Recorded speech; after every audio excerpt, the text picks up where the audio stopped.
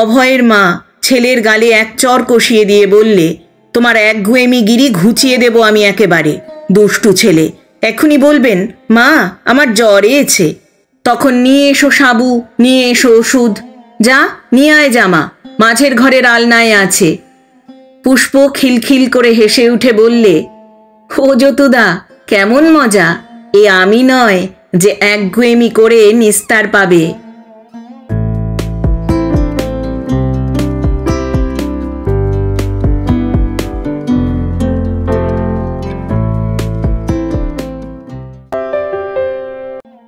শুভেচ্ছা বন্ধুরা, এক রাশ শুভেচ্ছা আর ভালোবাসা। আমি অর্পিতা, আর আপনারা শুনছেন এক ব্যাগ গপ্প ইউটিউব চ্যানেল। বন্ধুরা, শুরুতেই একটা ছোট্ট অনুরোধ, এখনও যারা এক ব্যাগ গপ্প চ্যানেলটি সাবস্ক্রাইব করেননি তাদের উদ্দেশ্যে বলি, আজই চ্যানেলটি সাবস্ক্রাইব করে সঙ্গে থাকুন, উৎসাহ পাবো এগিয়ে চলার। আর ইতিমধ্যে যারা এক ব্যাগ গপ্প চ্যানেলটিকে আপন করে নিয়েছেন তাদের জানাই আন্তরিক কৃতজ্ঞতা। আগামী দিনেও পাশে থাকবেন বন্ধু। এক ব্যাগ গপ্প চ্যানেলে আপনি শুনতে পাবেন এমন কিছু ভালো লাগা গল্প, যে গল্পকে জড়িয়ে ধরে বাঁচা যায় আজীবন। আজ পড়ব শ্রদ্ধেয় লেখক বিভূতিভূষণ বন্দ্যোপাধ্যায় রচিত দেবযান উপন্যাসের ১০ম তথা অন্তিম পর্ব। গল্প পাঠ করছি আমি অর্পিতা। শব্দ নির্মাণ করেছেন সাহিত্য সমাহার চ্যানেলের আকাশ। প্রচ্ছদ এঁকেছেন কভারম্যান অভিব্রত। উপস্থাপনায় এক ব্যাগ গপ্প ইউটিউব চ্যানেল। শুরু করছি শ্রদ্ধেয় লেখক বিভূতিভূষণ বন্দ্যোপাধ্যায় রচিত দেবযান উপন্যাসের ১০ম তথা অন্তিম পর্ব। পরদিন সকালে উঠে আশা ছুট দিল বাড়ি থেকে বেরিয়ে। কেউ ওঠেনি বাড়িতে, বাড়িউলি মাসি ঘুমোচ্ছে, পাশের ঘরে পাল মশাইরা ঘুমোচ্ছে। এই ফাঁকে খিল খুলে আশা পালাচ্ছে সুপ্ত কলকাতা শহরের রাস্তা দিয়ে। সে কোথায় যাচ্ছে, কি বৃত্তান্ত কিছুই জানে না। গত রাত্রির অপবিত্র স্মৃতিতে ওর গা ঘিন ঘিন করছে। না, আর এসব নয়, তাকে ভালো হতে হবে। সে চায় না এই পাপ সঙ্গ। উপপতির আসঙ্গ লিপ্সা তার মন থেকে মুছে গিয়েছে কবে।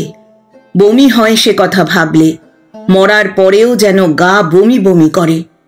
যত দূর হয় চলে যাবে, গঙ্গা স্নান করে শুদ্ধ হবে। এই পাপপুরীর ত্রিসীমানায় আর সে আসবে না। ভগবান তাকে রক্ষা করুন। সে বেঁচে নেই, যেখানে খুশি সে যেতে পারে। কলকাতা শহর অনেক দূর মিলিয়ে গেল। পৃথিবীর পাপ স্মৃতি আর তাকে কষ্ট দেবে না। অনেক দূর সে চলে এসেছে বাড়িউলি মাসির কাছ থেকে। এ তার শৈশবের নিষ্পাপ দিনগুলিতে সে ফিরে গিয়েছে।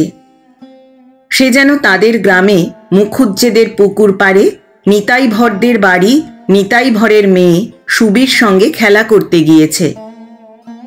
ওই তাদের পাড়ার পুকুর পাড়ের সেই বড় তেঁতুল গাছটা, ওই নিতাই ভরের বাড়ির উঠোনের ধানের গোলা, নিষ্পাপ সুন্দর শৈশবকাল।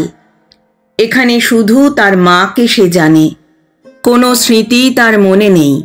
হেমন্তের প্রথম শিশিরাদ্র গ্রাম্য মাঠে নবধান্যগুচ্ছের আন্দোলনের মতো জীবনের আনন্দে চঞ্চল, ঝরা শিউলি ফুলের সুবাস সুরভিত জীবনের অতি মধুর প্রভাত। সুবি, ও সুবি, খেলবি নে আজ? বাইরে আয় ভাই।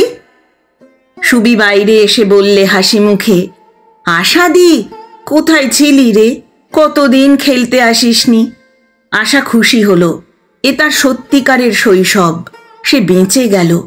এই তার সুন্দর মধুর আশ্রয়। তার মা, এখনই তার মা তাকে ডাকতে আসবে। খুশির সুরে পরম নির্ভরতার সঙ্গে আশা ডাকলে সুবিকে। সুবি ছুটে এলো। ওর হাতে একটা পেঁপের ডাল। কি হবে রে পেঁপের ডাল? আশা জিজ্ঞেস করল। সুবি বললে, বাজাবো, এই দেখ।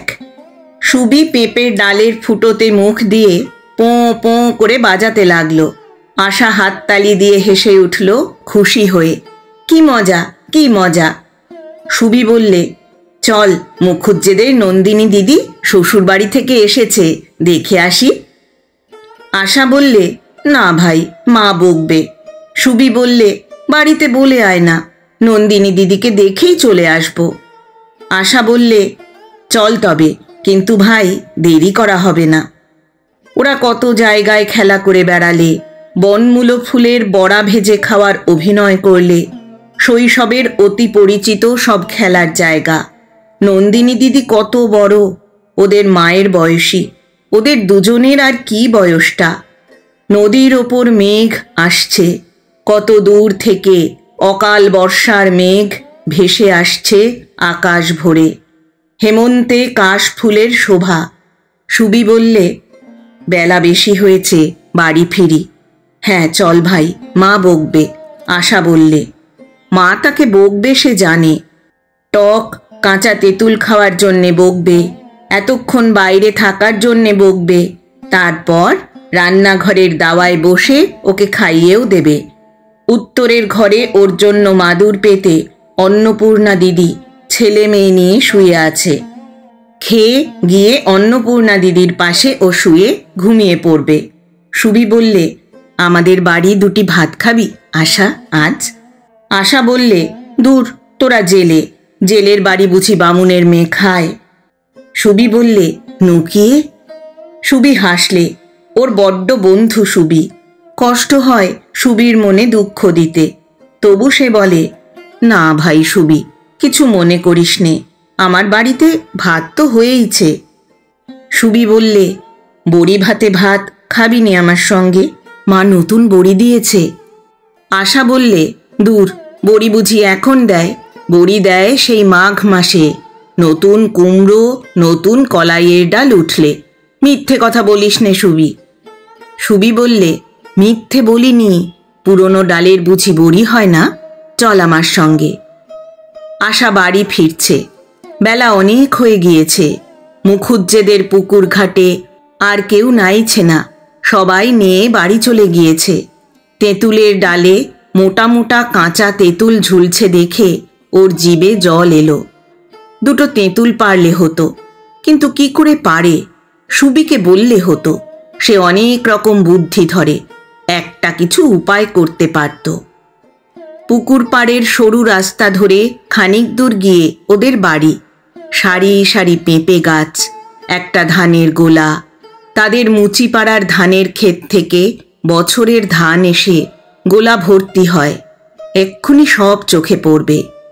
কিন্তু একটু যেন অন্য রকম, পেঁপে গাছের সারি নেই, ধানের গোলা নেই, তাদের বাড়ির চটা ওঠা ভাঙা পাঁচিলটা নেই। এ কোথায় সে যাচ্ছে? তাদের বাড়িটা নয়। আতঙ্কে ওর বুকের মধ্যে যেন ঢেঁকির পাড় দিতে লাগলো। বাড়িউলি মাসির বাড়ির সেই দৌড়টা, মানিকতলার বাড়িউলি মাসি। আশা চিৎকার করে পেছনে ফিরে পালাবার চেষ্টা করতেই নেত্যনারায়ণ দৌড় খুলে বের হয়ে এসে বললে, কোথায় ছিলে এতক্ষণ চাঁদ? কাল দু এক ঘা দিয়েছিলাম বলে রাগ হয়েছে বুঝি? তারপরেই সে আশার মুখের কাছে হাত নেড়ে নেড়ে ইতরের ভঙ্গিতে গাইলে তুড়ি দিতে দিতে, দুটো কথা কি তোমার প্রাণে সয় না? এক ঘরে ঘর করতে গেলে ঝগড়া কি প্রাণ হয় না? দুটো কথা কি? এসো এসো, শোবে এসো, বেলা হয়ে গিয়েছে। ব্যাধবিদ্ধা হরিণীর মতো আশা ছটফট করতে লাগলো নেত্যনারায়ণের হাতে। তারপর সে দুম দুম করে নিষ্ঠুরভাবে মাথা কুটতে লাগলো ঘরের চৌকাঠে। সে আজ মরে যাবে, এই কলঙ্কিত জীবন সে রাখতে চায় না। ব্যথা লাগছে, রক্তারক্তি হচ্ছে, কিন্তু সে মরতে পারবে না। সে অমর, অনন্তকাল ধরে সে মাথা কুটলেও মরবে না। নেত্যনারায়ণ তাকে হাত ধরে ওঠাতে লাগলো, বলতে লাগলো, কি পাগলামি করো, খেপলে নাকি? চলো শুই গিয়ে। সন্ধেবেলা উনুনে আঁচ দিয়েছে ঘরে ঘরে। নেত্যনারায়ণ বাড়ি নেই, কোথায় গিয়েছে? ও এসে বাড়িউলি মাসির দরজায় দাঁড়ালো। কোথায় সে পালাবে তাই ভাবছে। এ কি ভয়ানক নাগপাশের বন্ধনে তাকে পড়তে হয়েছে। আর সে এই বাড়িতে থাকতে পারবে না। ওই ঘরে কত রাত্রে কুলবধূর জীবন কলঙ্কিত হয়েছে। তারপর ওই ঘরের ওই তক্তপোষে বিষ খেয়ে যন্ত্রণায় ছটফট করতে করতে তার সেই শোচনীয় মৃত্যু। আবার সে বেরিয়ে পড়ল। এই কলকাতা শহরের সর্বত্র তার স্মৃতির বিষ ছড়ানো। কালীঘাট, কালীঘাটে কি করে যাবে সে? নেত্যদা সেখানেও একবার তাকে নিয়ে গিয়ে সেখানে বিষ ছড়িয়ে এসেছে। আবার সে ছুটে চলে যাবে কুরুলে বিনোদপুরে স্বামীর ঘরে। সেখানে যেতে পারলে সে বাঁচে। কিন্তু একদিন কেমন করে হঠাৎ গিয়ে পড়েছিল। সেই দিন গিয়ে ওর সঙ্গে দেখাও হয়েছিল, কিন্তু সেখানে যাবার পথ সে জানে না। চীনে আজ আর যেতে পারবে না, ভুলে গিয়েছে সেই পথটা। তার এক সইয়ের বাড়ি আছে সুবর্ণপুরে। সেখানকার রজনী ডাক্তারের মেয়ে, কুমারী জীবনের বন্ধু। রজনী ডাক্তারের বাড়ির পাশে ছিল ওর বরদিদির শ্বশুর বাড়ি, যে বরদিদি বিধবা হয়ে ইদানিং ওদের সংসারে ছিলেন। জামাইবাবুর সঙ্গে একবার দিদির ওখানে বেড়াতে গিয়ে সুবর্ণপুরে রজনী ডাক্তারের মেয়ে বীণার সঙ্গে আলাপ হয়। তাদের কাঁঠালতলায় দুর্গাপিঁড়ি পাতা দেখে আশা বলতো, ভাই সই, কাঁঠালতলায় দুর্গাপিঁড়ি কেন? বীণা বলতো, দুর্গাপিঁড়ি ঘরে তুলতে নেই আমাদের, বাপ ঠাকুরদার আমল থেকে কাঁঠালতলাতেই থাকে। সইয়ের বিয়ে হয়েছিল কাঁচরাপাড়ার কাছে বাগ বলে গ্রামে। বাগের দত্তদের বাড়ি, তারা ওখানকার নাম করা জমিদার। সই যদি তাকে আশ্রয় দেয়, সেই পবিত্র কুমারী জীবনে সে লুকুতে পারে। কলকাতার বাড়িউলি মাসির বাড়ি থেকে সে চলে যাবে সোজা সুবর্ণপুর গ্রামের সেই কাঁঠালতলায়, যেখানে সইদের দুর্গাপিঁড়ি পাতা থাকে সারা বছর। উনুনের আঁচের ধোঁয়ায় অন্ধকারে অস্পষ্ট সিঁড়ির পথ বেয়ে সে নেমে এলো রাস্তায়।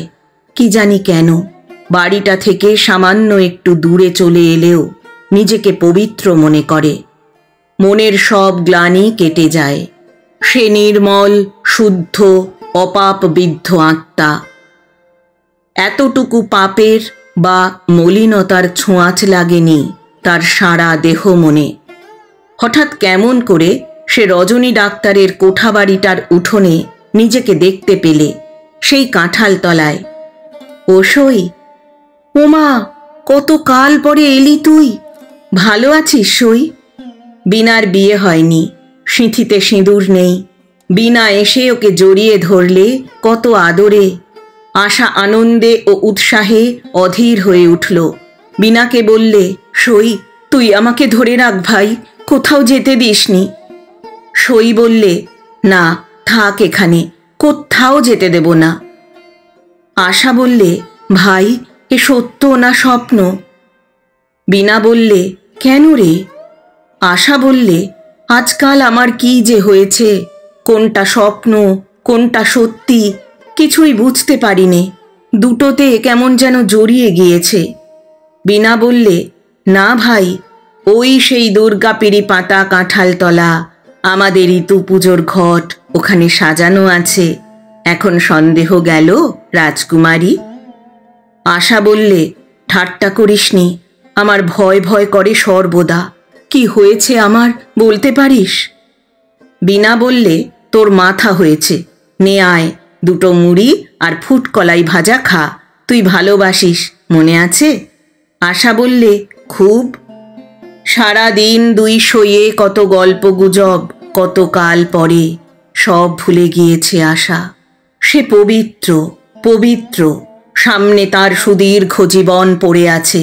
সইয়ের সঙ্গে গল্পে কত ভবিষ্যৎ জীবনের রঙিন স্বপ্ন আঁকে সে রজনী ডাক্তারের বাগানের বাতাবি লেবুতলার ছায়ায় বসে। শ্বশুর বাড়ি হবে পাড়া গাঁয়ে বড় গেরস্থ ঘরে। 8-10টা ধানের গোলা থাকবে বাড়িতে।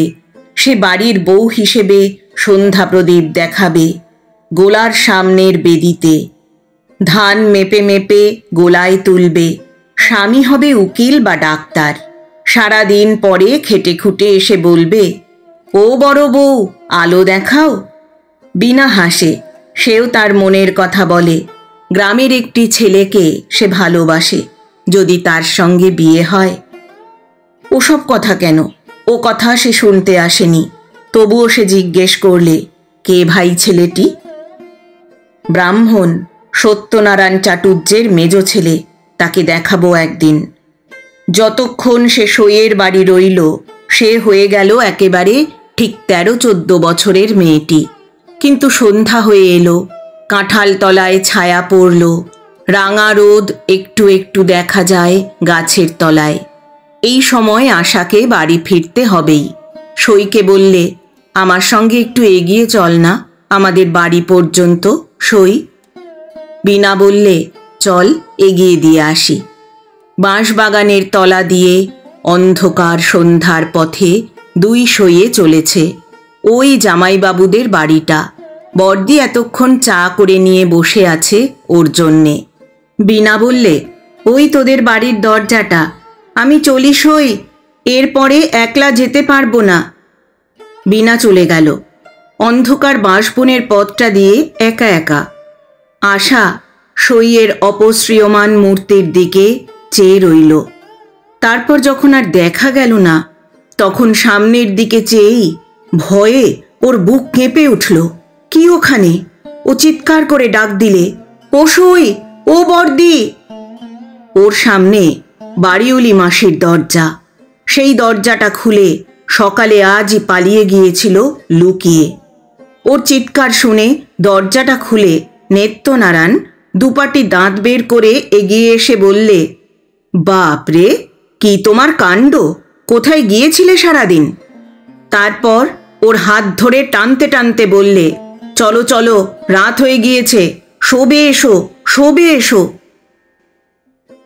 কতকাল যে কেটে গেল। মানিকতলার বাড়িওলি মাসির সেই বাড়িটাতে তার কোনো হিসেব নেই, কোনো লেখাজোখা নেই। আশার মনে হয় বাল্যকাল থেকে তার বিবাহের সময়, তারপর তার সমস্ত বিবাহিত জীবন নিয়ে যতটা সময়ের অভিজ্ঞতা তার কাছে, তেমনি কত বাল্য জীবন, কত বিবাহিত জীবন, কত বৈধব্য জীবন এবং কত মানিকতলার জীবন তার কেটে গেল। সে কিন্তু সেই একইভাবে রইল, একই জায়গায়, স্থাণুবৎ, অচল। নেত্যদা তাকে ছাড়ে না। কতবার সে পালিয়ে গিয়েছে, জীবনের কত জানা অজানা কোণে, কত বছরের ব্যবধান রচনা করেছে সে বর্তমান জীবনের ও সেই সব অতীত দিনের, শান্তি ও পবিত্রতা মণ্ডিত অবকাশের। সব এসে মিশে যায় বর্তমানের এই কলকাতা মানিকতলার বাড়িওলি মাসির বাড়ির দরজায়, এই ঘরটাতে, ওই তক্তপোষটাতে। এখন যেন তার মনে হয় এসব যা ঘটেছে এ আসল নয়, সব যেন অবাস্তব, স্বপ্নবৎ, এসব ছায়াবাজি। জীবনটাই যেন একটা মস্ত ছায়াবাজি হয়ে গেল তার।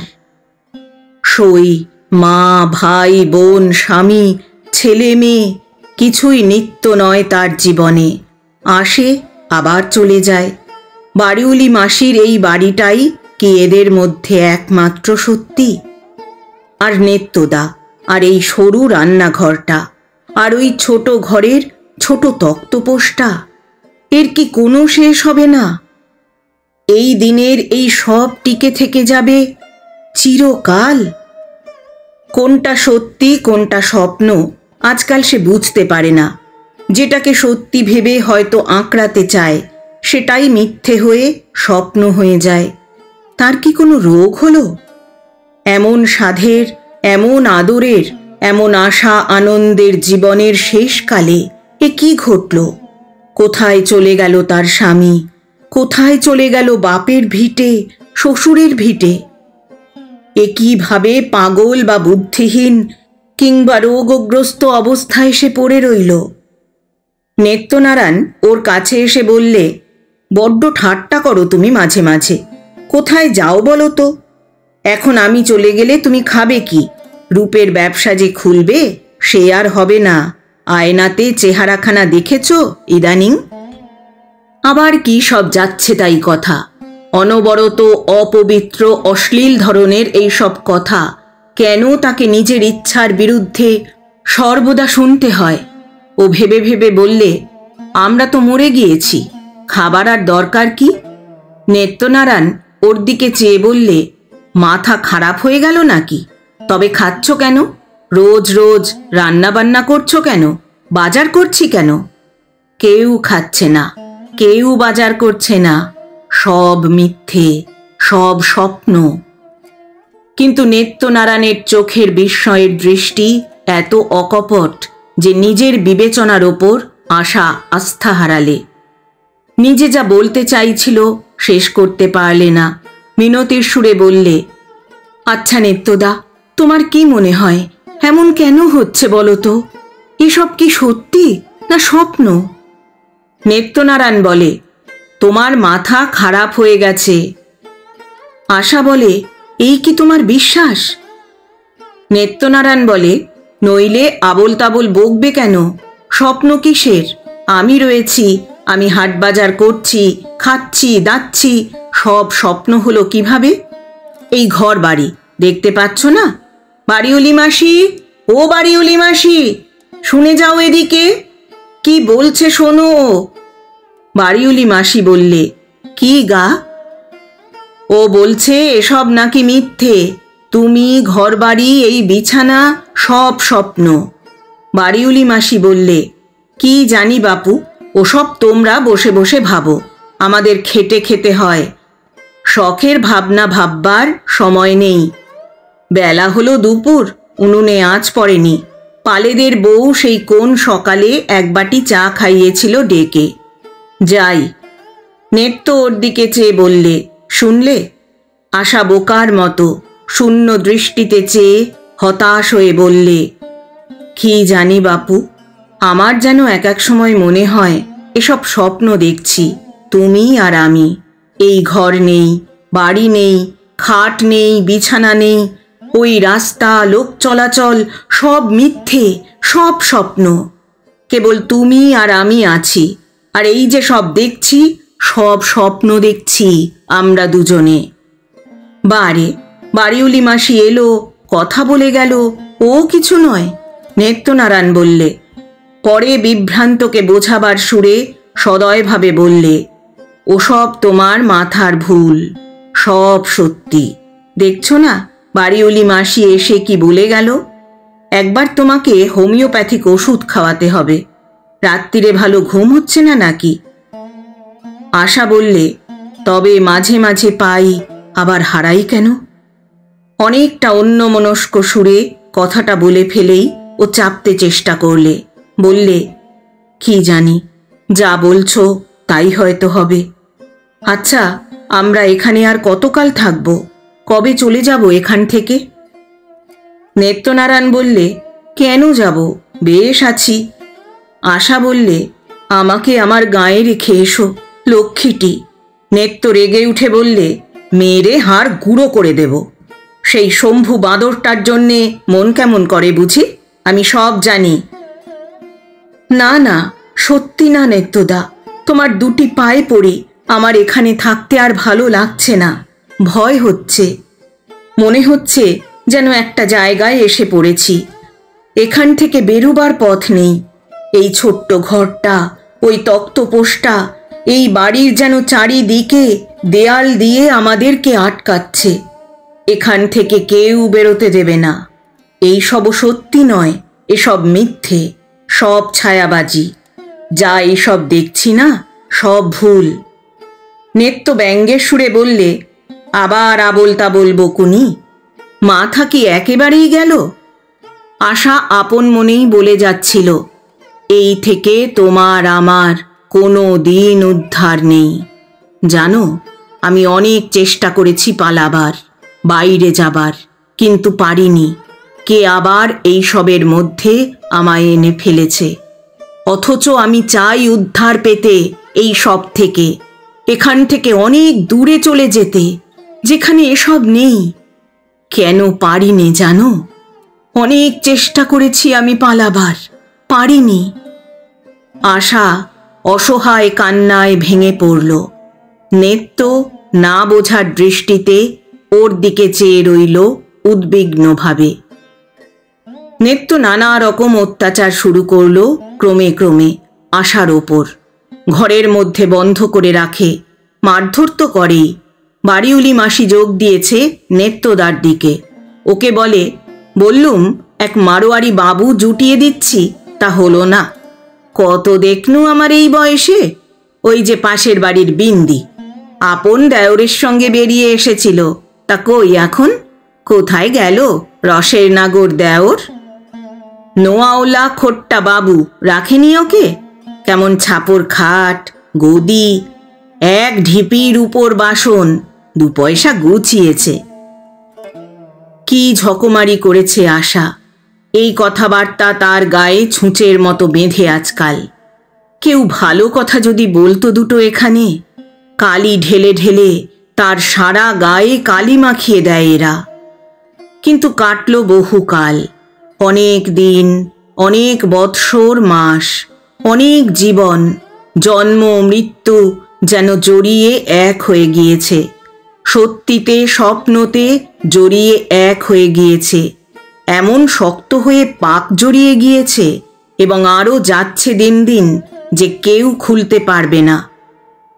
একদিন সে আফিং আনিয়ে নিল পালেদের ছেলের হাত দিয়ে।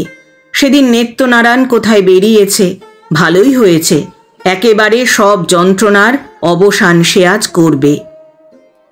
ঘরে খিল দিয়ে শুয়ে রইল আফিং খেয়ে। তারপর ক্রমে ক্রমে ঝিমিয়ে পড়ল। পেটে কোথায় যেন ভীষণ বেদনা করছে। সব যন্ত্রণার আজ একেবারে শেষ হবে। সকলের মুখে অশ্লীল কথা আর শুনতে হবে না। কিন্তু কোথা থেকে নেত্যনারায়ণ ফিরে এসে ওর ঘরের দোর ভেঙে খিল খুলে ওর মাথার চুল ধরে সারা বারান্দা হাঁটিয়ে বেড়াতে লাগলো। কিছুতেই ওকে বসতে দেয় না, গালে চর মারে, বলে, বসতে চাও? ন্যাকামি করে আবার আফিং খাওয়া হয়েছে, ওঠো বেঁচে, তারপর তোমার হার আর মাস। বাড়িউলি মাসি কোন ফাঁকে কাছে এসে চুপি চুপি বললে, বন্নু বাপু, দিব্যি মারোয়ারি বাবু জুটিয়ে দেখছি। অমন কত হচ্ছে আজকাল, কেন মিছিমিছি আফিং খেয়ে কষ্ট পাওয়া? দিব্যি সুখে থাকবে ওই পাশের বাড়ির বিন্দি, ছাপর খাট, কলের গান, বাসন কোসন, ও যে আপন দেওরের সঙ্গে বেরিয়ে গিয়েছিল গো। ওর মন আর পারে না। অবসন্ন ক্লান্ত মন যেন বলে ওঠে, ভগবান, আমি আর পারিনি, আমায় বাঁচাও, এই থেকে উদ্ধার করো। কে যেন ওর কথা শোনে। আশার স্বপ্নাচ্ছন্ন অবসন্ন মন বোঝে না কে সে। অনেক দূরের, অনেক আকাশের পারের কোন দেশ থেকে সে যেন উড়ে আসে পাখায় ভর করে। একবার আশার মুগ্ধ দৃষ্টির সম্মুখে যেন এক অনিন্দ সুন্দরী মহিমময়ী দেবী মূর্তি ভেসে ওঠে, বরাভয় করা, স্মিত হাস্য মধুরা, অপরূপ রূপসী জ্যোতির্ময়ী নারী। আর মনে আছে এক সাদা বড় পাহাড়ের ছবি। সবাই মিলে তাকে ছুঁড়ে যেন সেই সাদা পাহাড় থেকে বহু দূরে নিচের দিকে ফেলে দিচ্ছে। দেবী যেন হাসি মুখে বললেন, যাও, ভালো হও, ভুল আর করো না। কে যেন প্রশ্ন করলে, আশা বৌদি স্বামীর সঙ্গে মিলবে কি করে? ও তো সব ভুলে যাবে। দেবী বললেন, আমি সব মিলিয়ে দিই, ওরা তো নতুন মানুষ হয়ে চলল, ওদের সাধ্য কি? তারপর গভীর অতল স্পর্শ অন্ধকার ও বিস্মৃতি। অন্ধকার, অন্ধকার। পুষ্প একদিন সেই নির্জন গ্রহটিতে একা গেল। ওর বড় কৌতূহল হয়েছিল বনকান্তার, অরণ্যানী ও শৈলমালায় পরিপূর্ণ ওই ছায়াভরা গ্রহের জীবনযাত্রা দেখতে। এবারও রাত্রি নেমেছে গ্রহটিতে। জীবকুল সুপ্ত, অপূর্ব সুন্দর দেশ। বোধহয় ওই গ্রহে তখন বসন্ত ঋতু। সেই দিক দিশাহীন অরণ্য কান্তারে নাম না জানা কত কি বন কুসুম সুবাস। বনে বনে ছাওয়া সারা দেশ। বনের গাছপালার মধ্যে দিয়ে বেঁকে এসে ওর সাথী তারার নীল জ্যোৎস্না পড়েছে। নৈশ পক্ষীকুলে কচিত পক্ষবিধু নন। গ্রহের দিক বিদিক সে চেনে না। পৃথিবীতে গেলে তবে উত্তর দক্ষিণ দিক বুঝতে পারে। এই গ্রহের লোকে কাকে কোন দিক বলে কে জানে। কিন্তু এর মাঝামাঝি থেকে একটু বাঁ দিক ঘেঁষে এক উত্তুঙ্গ শৈলশ্রেণী বহু দূর বেপে চলে গিয়েছে। অনেক ছোট বড় নদী এই শৈলগাত্র থেকে নেমে চলেছে নিচেকার বনাবৃত উপত্যকায়। দু একটা বড় জলপ্রপাত বনের মধ্যে। ওর আকাশে বাতাসে বনে বনানীতে কেমন একটি শুদ্ধ অপাপবিদ্ধ আনন্দ। এর বাতাসে নিঃশ্বাস প্রশ্বাস যে নেবে সেই যেন হয়ে উঠবে আনন্দময় ব্রহ্মদর্শী ভক্ত, ধীর ও নির্লোভ, তৃষ্ণাহীন ও উদার। এর বনতলে জীবের অমরত্বের কথা লেখা আছে। লেখা আছে এই বাণী যে এই বনতলে তার আসন পাতা, উচ্চ জগৎ বটে। হঠাৎও দেখলে একটি বনপাদপের তলে শিলাসনে স্বয়ং কবি খেমদাস বসে। ও দেখে বড় খুশি হয়ে কাছে গেল।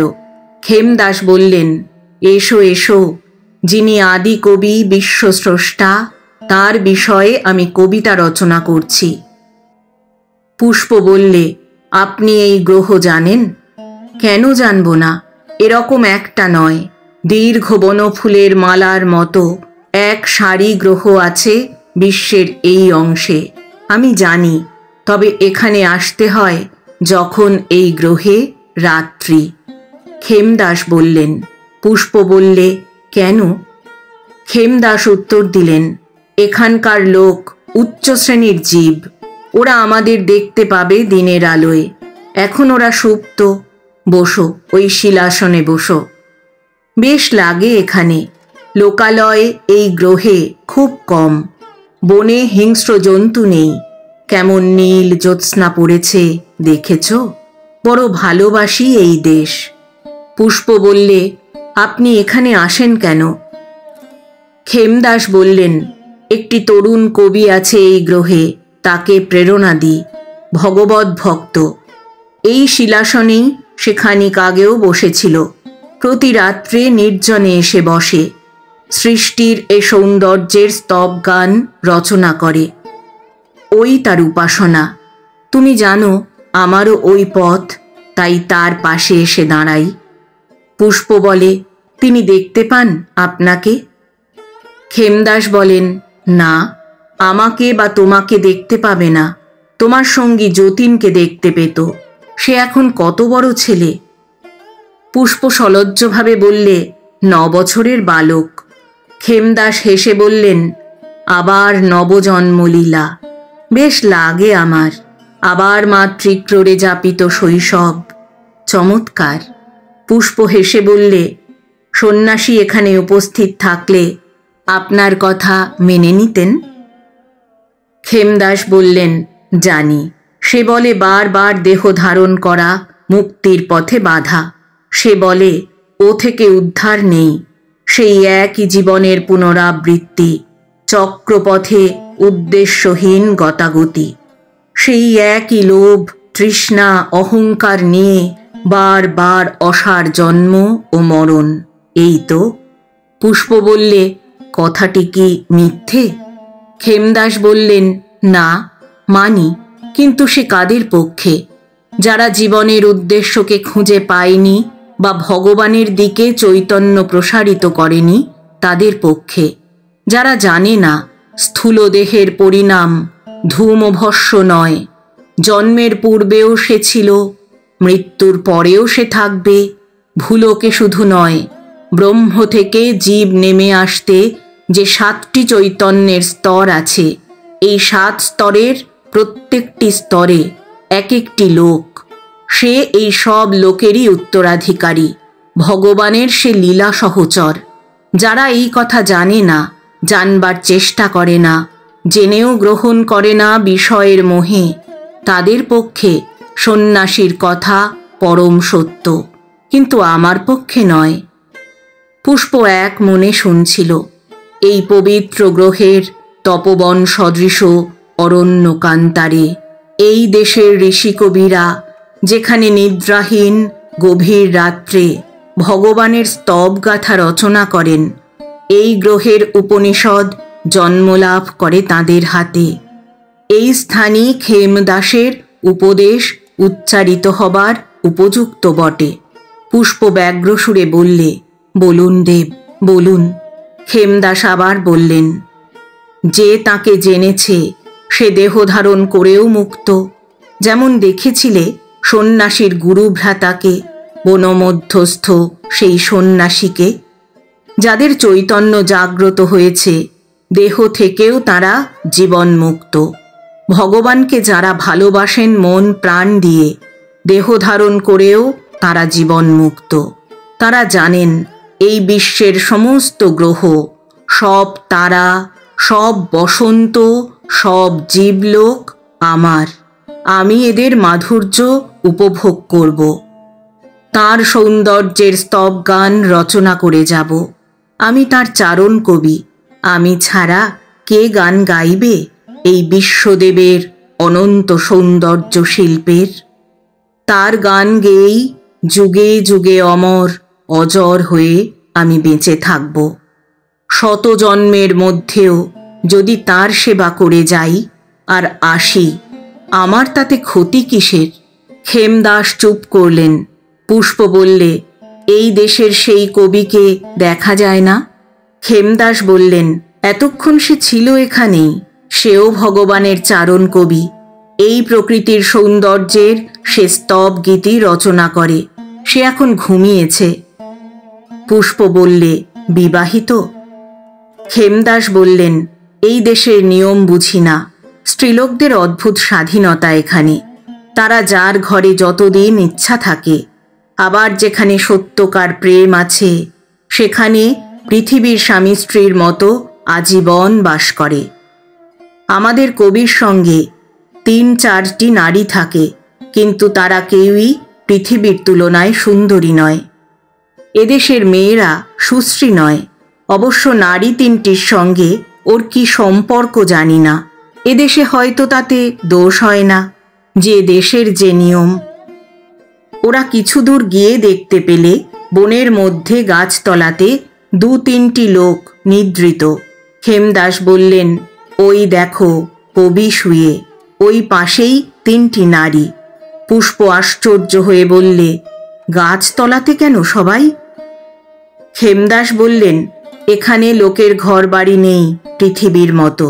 ওদের দেহ অন্যভাবে তৈরি। রোগ নেই এখানে, হিংস্র জন্তু বা সর্প নেই, দেহের কোনো ক্ষতি হয় না। অল্প আয়ু বলে ঘর বাড়ি করে না কেউ। পুষ্প বললে, তবে মরে কিসে?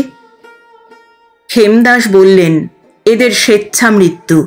জ্ঞানী ও নিস্পৃহ আত্মা কিনা, নির্দিষ্ট সময় অন্তে যেদিন হয় এরা মৃত্যুর জন্যে প্রস্তুত হবে। মন যেদিন এদের তৈরি হবে, সেদিন স্বেচ্ছায় দেহ ত্যাগ করবে। মৃত্যুতে এরা শোক করে না। এরা জানে মৃত্যু দেহের পরিবর্তন মাত্র। পুষ্প বললে, পুনর্জন্ম?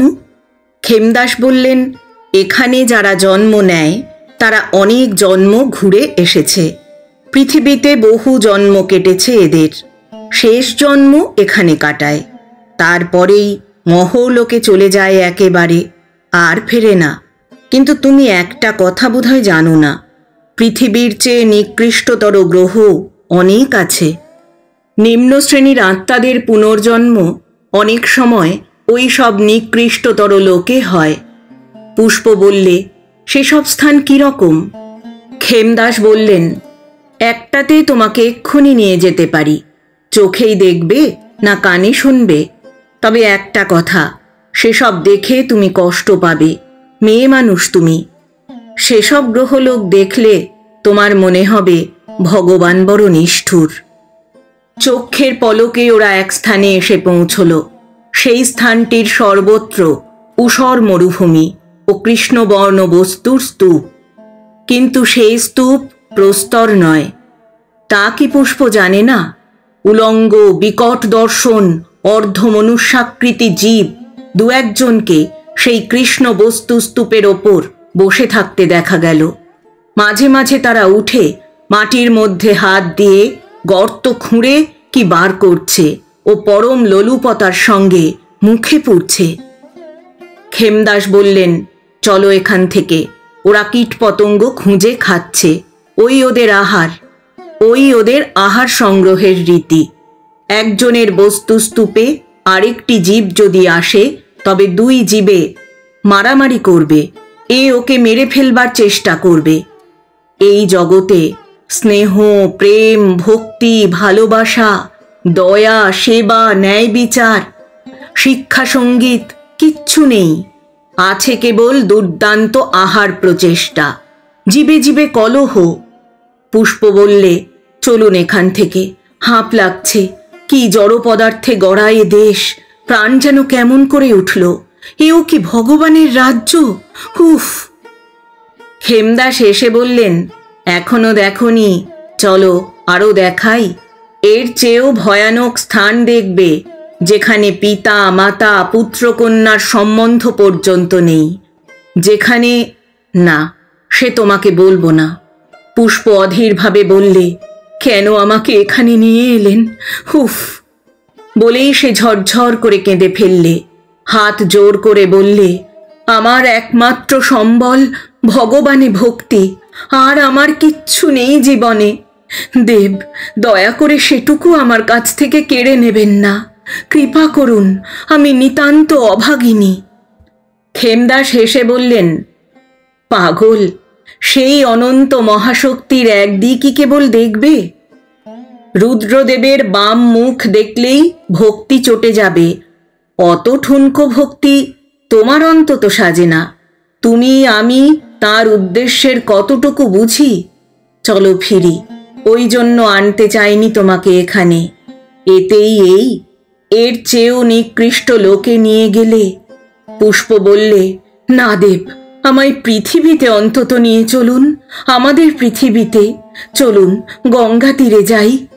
মহাশূন্য বেয়ে সেই মুহূর্তেই ওরা এসে পৃথিবীতে এক স্থানে বৃক্ষতলে দাঁড়ালো। বর্ষাকাল পৃথিবীতে, ভীষণ বৃষ্টি হচ্ছে, স্থানটা পাহাড়ে ঘেরা, পাহাড় ঝাপসা হয়ে গিয়েছে বৃষ্টির ধারায়। খেমদাস বললেন, নিয়ে এলাম গঙ্গা তীরে, ওই অদূরে গঙ্গা। পুষ্প বললে, এটা কোন স্থান দেব? খেমদাস বললেন, হরিদ্বার। পুষ্পের চোখ জুড়িয়ে গেল। ধারামুখর অপরাহ্নের বহু পরিচিত অতি প্রিয় শোভায় তার মন বলে উঠল, এই তো আমাদের পৃথিবী, আমাদের স্বর্গ। ভগবান এখানে কত ফুলে ফলে নিজেকে ধরা দেন, কত জ্যোৎস্নার আলোয়, কত অসহায় শিশুর হাসিতে। আজ চিনলাম তোমায় ভালো করে, আমাদের মাটির স্বর্গকে, আর চিনলাম মানুষকে। মানুষই মাটি দিয়ে গড়া দেবতা, দুদিন পরে সত্যিকার দেবতা হয়ে যাবে। জয় নীলারণ্য কুন্তলা, অতল সাগর মেখলা, চিরন্তনী সুন্দরী পৃথিবীর। জয় জয় মানুষের, জয় বেণুরব শিহরিতা, দিগন্তলীন প্রান্তর শোভিতা, ভূত ধাত্রী মাতার। খেমদাস বললেন, এবার তোমার মন শান্ত হয়েছে, বড় চঞ্চল হয়ে উঠেছিলে। এখন একটা কথা বলি, কি দেখে অস্থির হয়ে উঠলে? পুষ্প সলজ্জ হেসে চুপ করে রইল। খেমদাস বললেন, না, বলো, বলতেই হবে তোমাকে। ভগবান কি নিষ্ঠুর, এই ভেবেছিলে না? পুষ্প বললে, হ্যাঁ, তিনি কি নিষ্ঠুর, ওফ, এই তো। খেমদাস বললেন। পুষ্প হাসি হাসি মুখে নির্বাক। খেমদাস বললেন, তোমার মতো মেয়েরও বিস্মৃতি, তোমারও ভুল। একেই বলে মোহিনী মায়া, মায়ায় কে না ভুলে, ব্রহ্মা বিষ্ণু তলিয়ে যান। পুষ্প বললে, কেন দেব, বলুন। খেমদাস বললেন, না, তাই দেখছি, নতুবা তোমারও ভুল। পুষ্প বললে, থাক আমার ব্যাখ্যা, আমি তৃণের চেয়েও হীন। আপনি কি উপদেশ করছেন তাই করুন না। খেমদাস হাসি মুখে বললেন, ভগবান কার উপর নিষ্ঠুর হবেন? সবই তো তিনি। নিজেই নিজের লীলায় তন্ময় হয়ে আছেন বিভিন্ন রূপে। তিনিই সব। সে জ্ঞান যেদিন হবে, সেদিন ওই নিকৃষ্ট লোকের নিকৃষ্ট জীব দেখেও আনন্দ পাবে। খেমদাস চলে গেলেন। যাবার সময় বললেন, বৃন্দাবন থেকে ঘুরে আসি, তোমার সঙ্গে আবার শীঘ্রই দেখা করব। একদিন চলো, সেই সন্ন্যাসিনীর কাছে যাব। পুষ্প স্থিরভাবে বসে রইল শৈল শিখরে। এখানে তার যতুদা আছে। কত জন্মের প্রিয় সাথী সে। তাকে ফেলে কোথায় কোন লোকে গিয়ে সে সুখ পাবে? একটি গোয়ালার মেয়ে দুধ দুয়ে নিয়ে আসছে বাজারে। নরনারী প্রদীপ ভাসাচ্ছে গঙ্গা বক্ষে। দূর থেকে আলো দেখা যাচ্ছে জলের উপর। বুড়ো শিবতলার পুরনো ঘাটের সামনে গঙ্গা বক্ষে পালতোলা নৌকোর দল চলেছে। গোধূলির আবছায়া আকাশে শুভ্রপক্ষ বকের দল উড়ে চলেছে ওপারে হালি শহরের শ্যামাসুন্দরীর ঘাটের দিকে। প্রাচীন দেউল মন্দিরের চূড়া সান্ধ্য দিগন্তের বননীল রেখায় এখানে ওখানে যেন মিশে আছে। পুষ্প ঘাটের রানায় বসে খেমদাসের সঙ্গে কথা বলছিল। খেমদাস বৃন্দাবন থেকে এইমাত্র ফিরেছেন। জ্যোৎস্না রাত্রে যমুনা তীরে কিছুক্ষণ বসেছিলেন চিরঘাটের কাছে আরতি দর্শন করবার পরে। মন ভূমানন্দে বিভোর। পুষ্প বললে, কবি স্ফটিকের কথা কি বলছিলেন? খেমদাস গঙ্গার দিকে আঙুল দেখিয়ে বললেন, ওই দেখো, রাঙা আকাশের ছায়া পড়েছে জলে। জল যদি ঘোলা হতো, আকাশের ছায়া পড়ত না। স্ফটিককে সম্পূর্ণ স্বচ্ছ ও নির্মল হতে হবে, তবে আলো তার মধ্যে দিয়ে আসবে। পুষ্প বললে, অর্থাৎ? খেমদাস বললেন, অর্থাৎ আত্মাতে যদি এতটুকু ত্রুটি থাকে কোথাও, তবে ভগবানের আলো তার মনে নামে না। সম্পূর্ণ নির্মল স্ফটিক হওয়া চাই, এতটুকু খুঁত থাকলে চলবে না। পুষ্প বললে, ভগবানের দাবি এত বেশি কেন? খেমদাস বললেন, উপায় নেই। ভগবানের আলো যদি মনের দর্পণে ঠিক অখণ্ডভাবে পেতে কেউ চায়, তার জন্যে এই ব্যবস্থা। লোকে মুখে বলে সাধুতা ও পবিত্রতার কথা, কিন্তু যেন এই দুটি বস্তু অতি ভীষণ ভয়ঙ্কর। পুষ্প বললে, বুঝতে পারছি কিছু কিছু, নিজের জীবনে দেখছি নে, তবুও বলুন। খেমদাস বললেন, সাধুতা পবিত্রতা শুনতে খুব ভালো, কিন্তু এদের আবির্ভাব বিষয়ী লোকের পক্ষে কষ্টকর। কামনা কলুষিত আধারে ভগবানের জ্যোতি অবতরণ করবে কিভাবে? এজন্যে আধার শুদ্ধির প্রয়োজন। যাকে ভগবান কৃপা করেন, শুদ্ধ আধার করে নিতে তার সব কিছু ভোগ কামনার জিনিস ধ্বংস করে তাকে নিঃস্ব রিক্ত করে দেন। ভগবানের কৃপা সেখানে বজ্রের মতো কঠোর, নির্মম, ভয়ঙ্কর। সর্বনাশের মূর্তি ধরে তা আসে জীবনে, ধ্বংসের মূর্তিতে নামে। সেরকম কৃপার বেগ সামলাতে পারে কজন? পুষ্প চুপ করে রইল। এর সত্যতা সে নিজের জীবনে বুঝেছে। খেমদাস বললেন, দেখো, আমি ভক্তিপথের পথিক। তুমি জানো, সন্ন্যাসী যে নির্গুণ ব্রহ্মের কথা বলে, তাকে বুঝতে হলে জ্ঞানের পথ দরকার। জ্ঞান ভিন্ন ব্রহ্মকে উপলব্ধি করা যায় না। আমি সাকারের উপাসক। মধুরভাবে মধুর মূর্তিতে তাকে পেতে চাই। তাই আমি বৃন্দাবনে গিয়ে সেই রস আস্বাদ করি। সন্ন্যাসী বলে, ও অপ্রাকৃত মূর্তির উপাসনা করো কেন? আমি বলি, তোমার নিয়ে তুমি থাকো, আমার নিয়ে আমি থাকি। ও বলে, ব্রহ্ম আবরিত হতে হতে জীব হয়েছে, জীব হয়ে স্বরূপ ভুলে গিয়েছে। ব্রহ্ম দেশকালের মধ্যে ধরা দিয়ে জীব হয়েছে। কেন হয়েছে? লীলা। আমি বলি, বেশ, এক যখন বহু হয়েছেন লীলার আনন্দকে আস্বাদ করতে, তখন আমিও তার লীলা সহচর তো। আমাকে বাদ দিয়ে তার লীলা চলে না। এই তো প্রেম ভক্তি এসে গেল। কেমন? পুষ্প বললে, বনের এই সন্ন্যাসিনী কিন্তু প্রেম ভক্তির কাঙাল। আমি সেবার রঘুনাথ দাসের আশ্রমে নিয়ে গিয়েছিলাম, বৃন্দাবনে নিয়ে গিয়েছিলাম। সেই থেকে গোপাল বিগ্রহের ভক্ত হয়ে উঠেছেন। ক্ষেমদাস বললেন, সে যে মেয়ে মানুষ, শুদ্ধ জ্ঞান পথে সে তৃপ্তি পায় না, লীলা রস আস্বাদ করতে চায়। আমি চললাম, খুকি, তুমি আজ তো বৃন্দাবনে গেলে না, কাল এসে নিয়ে যাব। সন্ন্যাসী তোমাকেও কি বলেছিল না? পুষ্প বললে, বলেছিলেন। এখনো অপ্রাকৃত লোক আঁকড়ে আছো কেন? তোমার তো উচ্চ অবস্থা, উচ্চ স্তরে চলো। পৃথিবীর হিসেবে আজ কয়েক বছর হলো পুষ্প এই স্বরচিত বুড়ো শিবতলার ঘাটে সম্পূর্ণ একা। করুণা দেবীও ওকে উচ্চ স্তরে নিয়ে যেতে চেয়েছিলেন, কিন্তু তত উচ্চ স্তরে গমন করলে আর সে পৃথিবীতে যাতায়াত করতে পারবে না। তাই এই গঙ্গার ঘাট আঁকড়ে পড়ে আছে। এই তার পরম তীর্থ, তার মহরলোক, জনলোক, তপলোক, সত্যলোক, ব্রহ্মলোক। লোকাতীত পরম কারণ পরব্রহ্মলোক। কোথাও পোষাবে না তার। কত সহস্র স্মৃতিতে ভরা এই প্রাচীন ভাঙা ঘাটটি। কেউ নেই আজ এখানে। যতীনদা চলে গিয়েছে আজ 10টি বছর।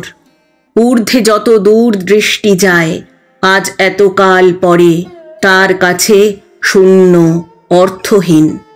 এক এক সময় মনে হয় সেই ভ্রাম্যমান পথিক দেবতা যদি আসেন। তার মুখে বহু জগতের, বহু নক্ষত্র লোকের, বহু বিশ্বের গল্প শোনে।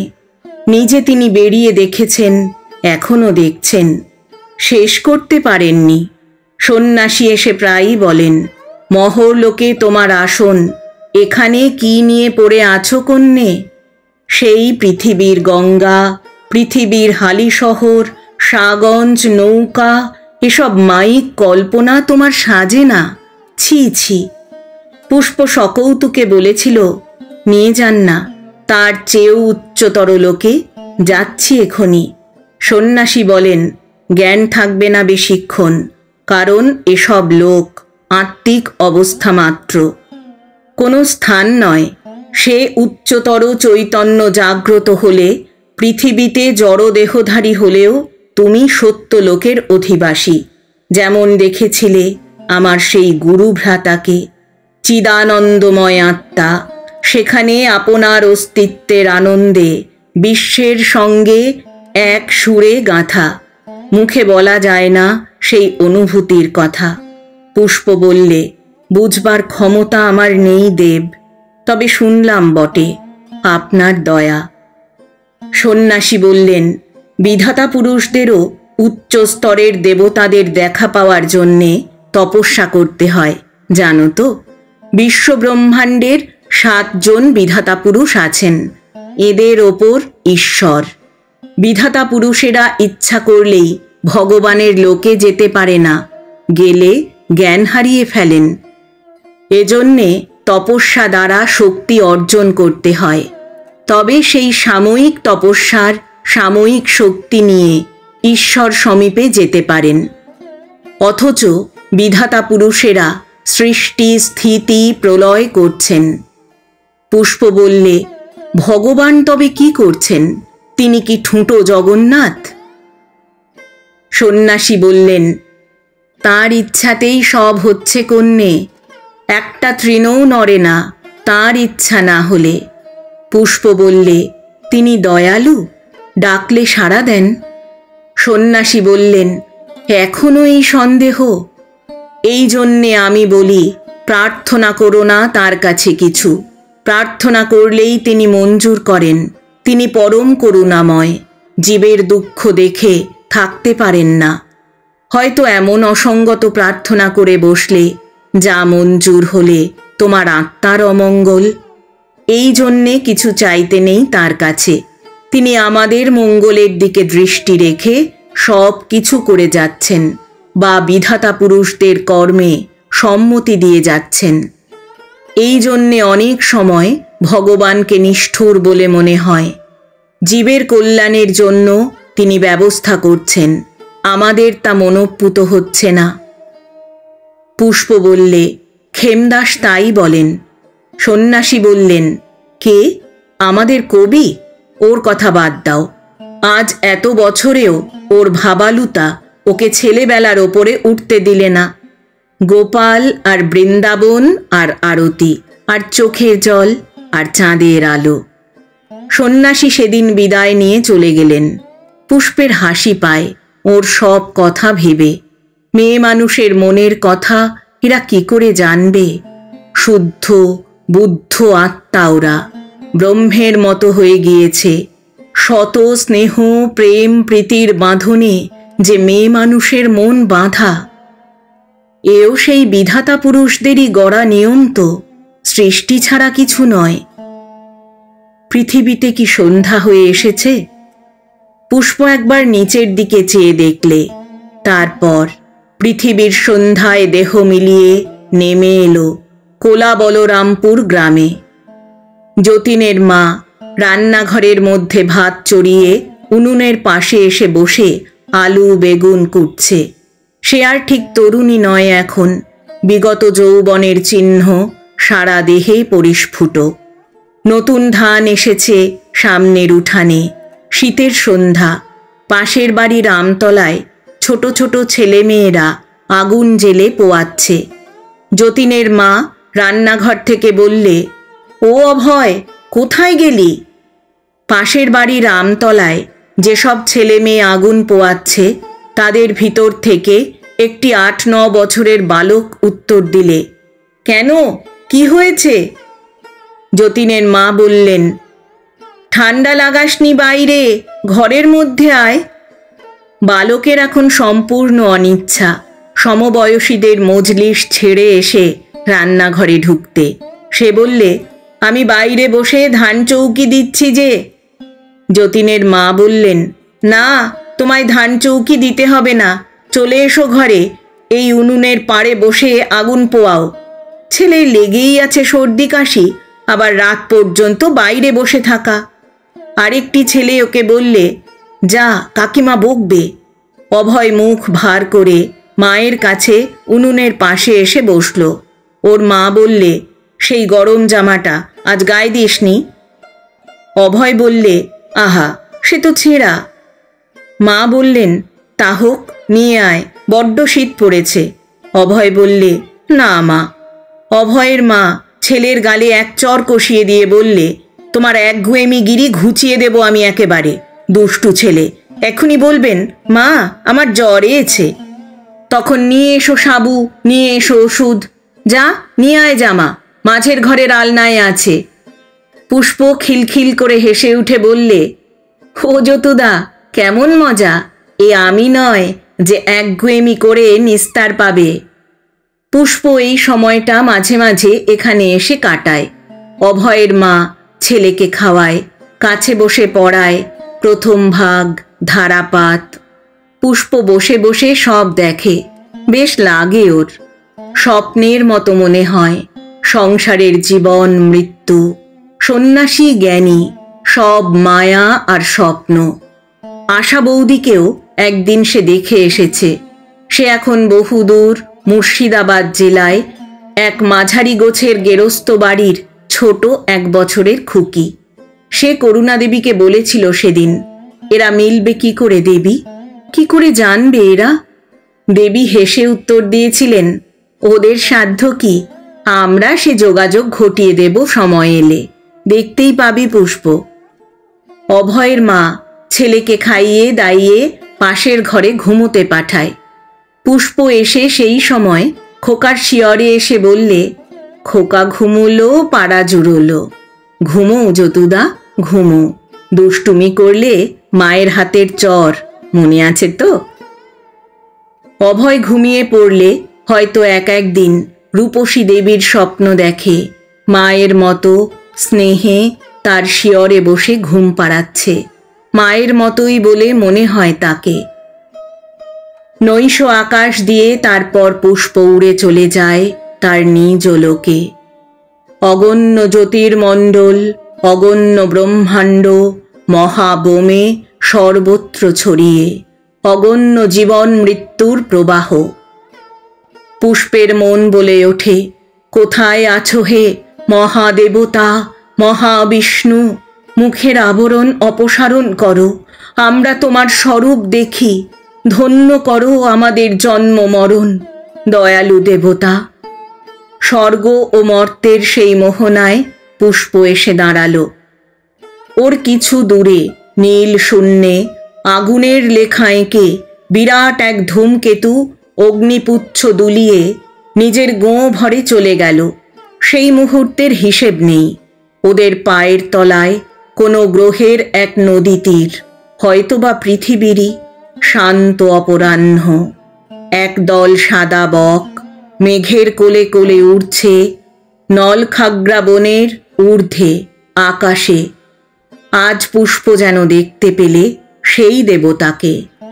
নক্ষত্র জ্যোৎস্নায় ভাসানো এই অপূর্ব জীবন উল্লাসের স্রোতে সে জন্ম থেকে জন্মান্তরে ভেসে চলেছে যে মহাদেবতার ইঙ্গিতে।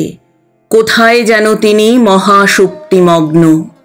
তার অপূর্ব সুন্দর মুখখানি, সুন্দর চোখ দুটি ঘুমে অচেতন। কি সুন্দর দেখাচ্ছে সেই স্বপ্নালস নিমিলিত আয়ত চোখ দুটি। পুষ্প বললে, উনি উঠবেন কখন? চরণ বন্দনা করি। পুষ্পের মনের মধ্যে থেকে প্রশ্নের উত্তর এলো, উনি ওঠেন না। অনন্ত শয্যায় অনন্ত নিদ্রায় মগ্ন উনি। এক এক নিঃশ্বাসে যুগ যুগান্ত কেটে যায়। তুমি ওর চরণ বন্দনা করবে? ওর উপাসনা হয় না। কে করতে পারে ওর উপাসনা? উনি কাউকে দেখেন না, কারো উপাসনা গ্রহণ করেন না। বিশ্বজগৎ ওর স্বপ্ন। উনি ঘুম ভেঙে জেগে উঠলে জগৎ স্বপ্ন লয় হয়ে যাবে যে, সৃষ্টি অন্তর্হিত হবে। কিন্তু তা হয় না। সৃষ্টিও অনন্ত, ওর শক্তিও অনন্ত। উনি বিশ্বের আদি কারণ, সচ্চিদানন্দ ব্রহ্ম, ক্ষীরোদ শয়ন সায়ী মহাদেবতা ব্রহ্মাণ্ডের। তুমি আমি, স্বর্গ নরক, জন্ম মরণ, দেব দেবী ঈশ্বর, পাপ পুণ্য, দেশ ও কাল, সবই তাঁর স্বপ্ন, সব তিনি। তিনি ছাড়া আর কিছু নেই। কে কার উপাসনা করবে? ওর স্বপ্ন ছাড়া আর উনি ছাড়া আর কি আছে? ভক্তি ভরে প্রণাম করলে পুষ্প। উপাসনা হয় না তো হয় না। ঘন ঘুমে অচেতন সেই দেব ও দেবের সুন্দর চোখ দুটি স্বর্গ ও মর্তের দূরতম প্রান্তে শুক তারার অস্তপথে ছায়া ছবির মতো মিলিয়ে গেল।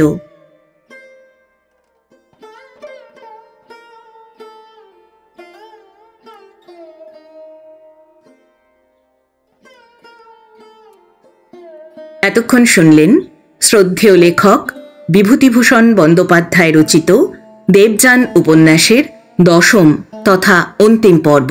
গল্প পাঠ করলাম আমি অর্পিতা। গল্পপাঠ ভালো লাগলে চ্যানেলটিকে সাবস্ক্রাইব করে পাশে থাকার অনুরোধ আরও একবার রাখলাম। নতুন গল্প আসলে তার খবরাখবর পেতে বেল আইকনটি প্রেস করে দেবেন বন্ধু। গল্প শোনার শেষে আপনাদের লাইক ও একটি ছোট্ট কমেন্ট আমাদের এগিয়ে চলার পথে অনুপ্রেরণা যোগায়। আবার আসব আগামী দিনে আবার কোনো ভালো লাগা গল্প ও উপন্যাস নিয়ে। আজ তাহলে বিদায় নিচ্ছি। সবাই ভালো থাকবেন, সুস্থ থাকবেন।